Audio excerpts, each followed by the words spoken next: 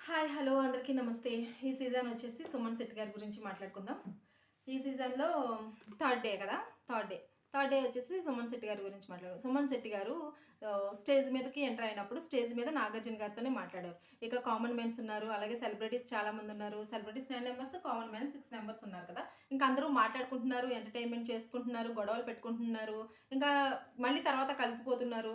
తర్వాత ఇదంతా జరుగుతుంది. కానీ ఇదంతా వచ్చేసి ఈ సీజన్‌లో అయితే ఇంతకీ వచ్చేసి సుమన్ శెట్టి గారైతే అస్సలు మాట్లాడట్లేదు. నోరనేది విప్పట్లేదు. ఇంక మనం సైలెంట్‌గా ఉండి, మాట్లాడకుండా ఉండాలి అనంటే అది మనకి ఇంట్లో చెల్లుతుంది. మీరెంత సైలెంట్‌గా ఉండండి. కానీ బిగ్ బాస్‌లో అలా కాదు కదా! బిగ్ బాస్‌లో మాట్లాడాలి, గొడవలు పడాలి, ఎదుటి వాళ్ళని రెచ్చగొట్టాలి, రెచ్చగొడతాం అసలు నీలో ఉన్నది ఏంటి? అది బయట పెట్టాలి కదా!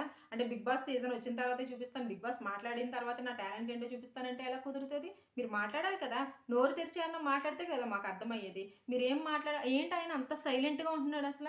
ఏం నాగార్జున గారితో ఫస్ట్ రోజు మాట్లాడారు. మళ్ళీ రూమ్‌లోకొచ్చిన తర్వాత హౌస్‌లోకి అడుగుపెట్టిన తర్వాత పరిచయం చేసుకున్నారు, మాట్లాడారు.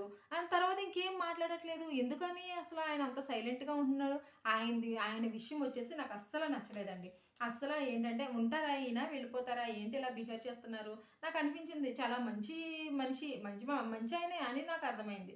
చాలా సినిమాల్లో కూడా మంచి కామెడీ కామెడీ చేస్తా ఉంటారు. మంచి కామెడియన్ కూడా. ఆయనకి కూడా నేను కూడా ఒక ఫ్యాన్నే ఆయనకి కూడా. మంచి కామెడియన్. అయినా గాని మాటలేంటి అసల రావట్లేదు. ఎవరైనా గొడవ పెట్టుకుంటే కళ్ళు తెరుచుకొని అలా చూస్తున్నారు. అలా చూడడం అలా ఉండిపోతున్నారంతే. అసలు నోరు తెరిచి ఎవరిది తప్పు, ఎవరిది రైటు అని అనట్లేదు. కనీసం ఒక మనిషి తరపున కూడా మాట్లాడట్లేదు అసల. ఆయన అస్సల మాట అనేది కూడా మాట్లాడట్లేదు.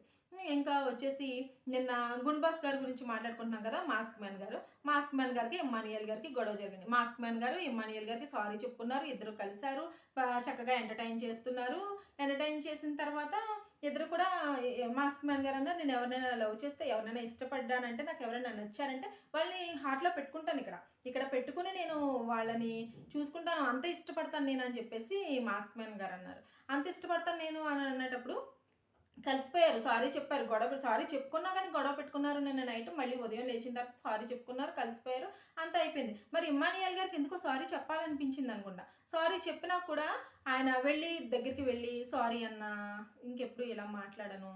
ఇంకా సారీ ఏమనుకోవద్దు అని చెప్పేసి ఆయన ఎంతో చాలా ఫీల్ అయ్యారు. ఎన్నో సార్లు ఉన్నది ఒక్క మాటండి. ఒక్క మాట అన్నందుకు ఆయన నాకు తెలిసి 40, 50 సార్లైనా సారీ చెప్పుండుంటారు. అసలు అన్ని సార్లు సారీ చెప్పినా గాని ముందే యాక్సెప్ట్ చేయలేదు. మధ్యలో యాక్సెప్ట్ చేశారు. మధ్యలో యాక్సెప్ట్ చేసి మళ్ళీ లాస్ట్‌లో కలిసిపోయి ఎంటర్‌టైన్ చేసి అంతా అయిపోయిన తర్వాత లాస్ట్‌లో మళ్ళీ సారీ చెప్పేసిన తర్వాత మళ్ళీ